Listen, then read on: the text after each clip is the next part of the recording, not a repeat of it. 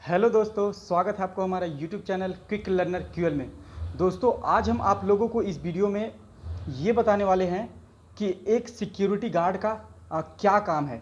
यानी कि यदि आप सिक्योरिटी गार्ड में जाते हैं या फिर यदि आप हैं तो आपका एक्चुअल में क्या काम है, तो उसके बारे में आज हम आपको पॉइंट बाय पॉइंट पूरा डिटेल बताएंगे। साथ में ये भी बताएंगे कि एक सिक्योरिटी गार्ड का रिस्पॉन्सिबिलिटी क्या है। उसके बाद लास्ट में ये भी बताएंगे कि सिक्योरिटी गार्ड में आप कुछ साल काम करके अपना करियर को कैसे चेंज कर सकते हैं। यानी कि सिक्योरिटी गार्ड से एक्सपीरियंस गेन करके आप दूसरे फील्ड में जा करके कैसे एक अच्छा मुकाम हासिल कर सकते हैं। तो उसके बारे में पूरा डिटेल हम आप लोगों को इस वीडियो में बताने वाले हैं। तो दोस्तों, यदि आप हमारे चैनल पे नए हैं तो चैनल को जरूर सब्सक्राइब कीजिएगा और साथ में बेल आइकन भी दबाइएगा, ताकि कोई भी सिक्योरिटी गार्ड से या सिक्योरिटी कंपनी से रिलेटेड वीडियो डाले तो उसका नोटिफिकेशन सबसे पहले आपको मिले। तो चलिए दोस्तों, वीडियो शुरू करते हैं। दोस्तों, जैसा कि आप लोगों को बताएं कि हम पॉइंट बाय पॉइंट बताने वाले हैं। तो सबसे फर्स्ट पॉइंट है विजिबिलिटी। यानी कि यदि आप सिक्योरिटी गार्ड है या फिर सिक्योरिटी गार्ड में जाना चाहते हैं तो सबसे जो फर्स्ट पॉइंट है वो है विजिबिलिटी। यानी कि आपको दिखना होगा। जैसे कि यदि आप मॉल में आपका ड्यूटी है या फिर कोई इंडस्ट्री में है या फिर बैंक में है, तो सबसे पहले आपको लोगों के बीच में दिखना होगा। दिखने से क्या होता है कि लोगों के अंदर ये भावना आ जाता है कि यहाँ पे सिक्योरिटी गार्ड है, कुछ गलत नहीं करना है। तो सबसे जो फर्स्ट हो गया वो विजिबिलिटी है, यानी कि दृश्य। आपको दिखना होगा, लोगों के बीच रहना होगा। उसके बाद दोस्तों बात करें तो सेकंड पॉइंट है वो है पेट्रोलिंग। यानी कि सिक्योरिटी गार्ड को जो काम करना पड़ता है वो पेट्रोलिंग भी करना पड़ता है। पेट्रोलिंग क्या होता है कि जैसे आपको यदि मॉल में दिया है तो मॉल में घूमना है, देखना है वहाँ की एक्टिविटी क्या हो रहा है क्या नहीं हो रहा है। उसके बाद में ये चेक करना है कि कुछ गड़बड़ी तो नहीं हो रहा है, कुछ गलत एक्टिविटी तो नहीं हो रहा है। उसके बाद में सेफ्टी से रिलेटेड सारा चीज़ सही सलामत है कि नहीं है, तो ये सब चीज़ चेक करना है। यदि इंडस्ट्री में है तो इंडस्ट्री में भी घूमना रहता है, चेक करना रहता है। इसी को पेट्रोलिंग कहते हैं। और पेट्रोलिंग तकरीबन आपको जिस भी सिक्योरिटी कंपनी में आप जाइए या फिर आपको जिस भी यूनिट में ड्यूटी दिया जाए तो वहाँ पे पेट्रोलिंग होता ही होता है। उसके बाद दोस्तों थर्ड पॉइंट है केयर ऑफ एसेट्स। यानी कि आप जिस भी यूनिट में ड्यूटी कर रहे हैं, सपोज वो बैंक हो सकता है, मॉल हो सकता है या इंडस्ट्री हो सकता है, वहाँ पे ये चेक करना है कि वहाँ का जो प्रॉपर्टी है या संपत्ति है, एसेट्स है, वो सब सही सलामत है कि नहीं। मान लीजिए बिल्डिंग है तो बिल्डिंग में कुछ क्षति तो नहीं हो रहा है या फिर कुछ ऐसा गलत एक्टिविटी तो किसी के द्वारा नहीं हो रहा। ये सब चीज़ चेक करना है। मान लीजिए आपका बैंक में है तो वहाँ देखना है कि कस्टमर जो है वो सही से लाइन में आ रहे हैं कि नहीं, कुछ मतलब कंपनी का या फिर बैंक का संपत्ति को क्षति तो नहीं पहुँचा रहा है। तो ये सब चीज़ आपको चेक करना है और कुछ यदि गलत हो रहा है तो उसके ऊपर एक्शन लेना है। और यदि आपसे कंट्रोल नहीं हो रहा है तो आप अपने सीनियर ऑफिसर को उसके बारे में तुरंत जानकारी दें। ये है। उसके बाद दोस्तों जो फोर्थ पॉइंट है वो है विजिटर चेकिंग। यानी कि मान लीजिए आप कोई ऑफिस में हैं या फिर कोई मॉल में काम कर रहे हैं, तो वहाँ पे जो विजिटर्स आते हैं या फिर कस्टमर्स आते हैं तो उन लोगों को चेक करना है कि कुछ वैसा गलत इक्विपमेंट के साथ तो मॉल में एंट्री नहीं कर रहा है या फिर बैंक में एंट्री नहीं कर रहा है। तो ये सब चीज़ चेक करना है। इस केस में क्या होता है दोस्तों कि बहुत सारे कस्टमर्स का ये शिकायत होता है कि सिक्योरिटी गार्ड बहुत कड़क तरीके से पेश आ रहा है। तो ऐसे कंडीशंस में क्या होता है कि एक सिक्योरिटी गार्ड को कड़क ना होकर के थोड़ा सा पोलाइटली भी बात करना पड़ता है। पोलाइटली बात करने से क्या होता है कि एक कस्टमर के ऊपर अच्छा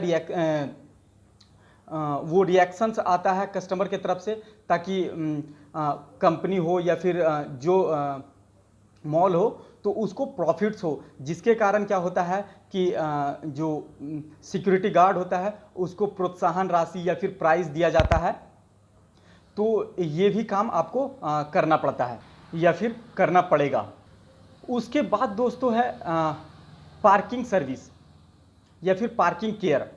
यानी कि आप जहाँ भी जाइए, जैसे मॉल हो, इंडस्ट्री हो या बैंक हो, हर जगह पे पार्किंग अलाउड रहता है और तकरीबन हर पार्किंग में सिक्योरिटी गार्ड की ड्यूटी होता है।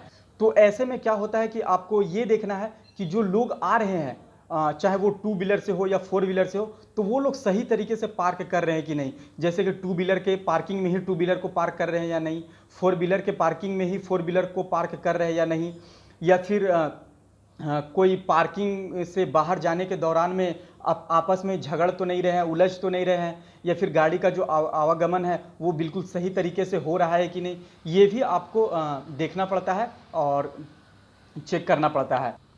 उसके बाद दोस्तों है फायर सेफ्टी।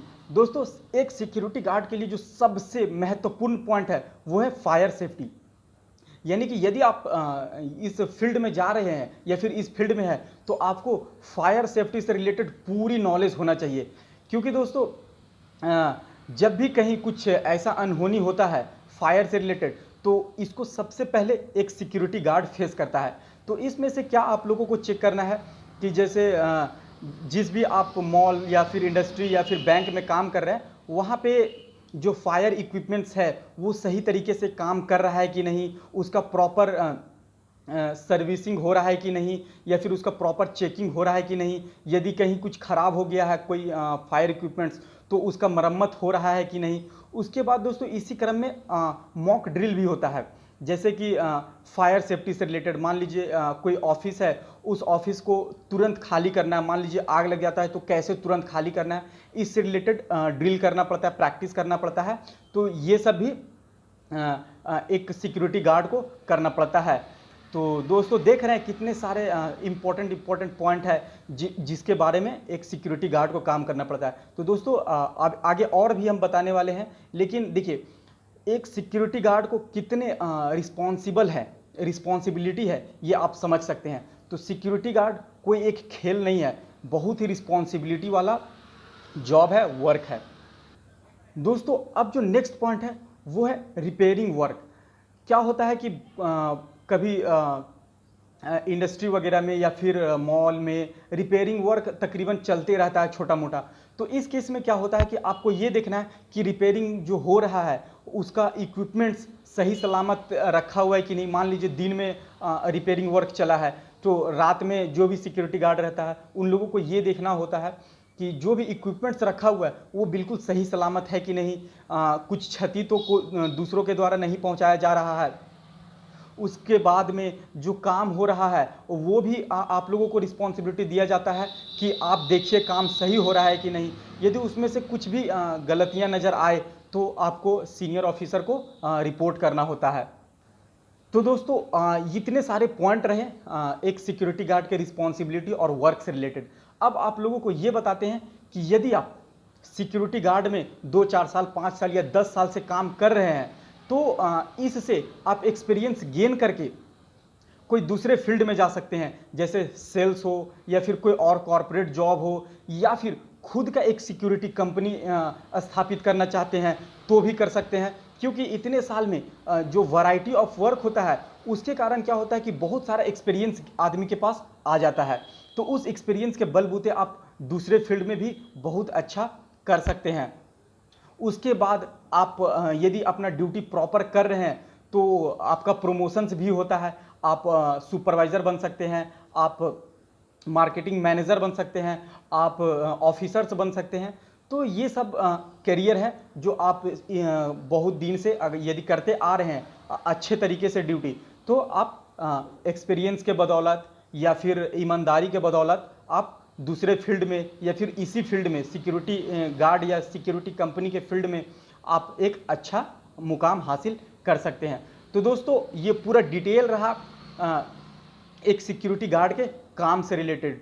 तो दोस्तों कैसा लगा वीडियो यदि अच्छा लगा तो एक लाइक ज़रूर कर दीजिए दोस्तों, क्योंकि आप लोगों के लिए ही हम ये वीडियो बनाते हैं। और अपने सारे दोस्तों तक फैला दीजिए। और अभी तक यदि हमारे चैनल को सब्सक्राइब नहीं किए हैं तो दोस्तों आप लोगों से रिक्वेस्ट है, दिल से रिक्वेस्ट है कि चैनल को ज़रूर सब्सक्राइब कीजिए और बेल आइकन को भी दबाइए। दोस्तों सब्सक्राइब करना कोई बहुत बड़ा चीज़ नहीं है, हम आपसे कोई पैसा नहीं मांग रहे, बस केवल लाल बटन को दबाने के लिए कह रहे हैं। तो दोस्तों ज़रूर चैनल को सब्सक्राइब कीजिएगा और साथ में बेल आइकन भी दबाइएगा, ताकि हम इस तरह का कोई भी वीडियो डालें तो उसका नोटिफिकेशन सबसे पहले आपको मिले। तो चलिए दोस्तों मिलते हैं अगले वीडियो में, तब तक के लिए धन्यवाद।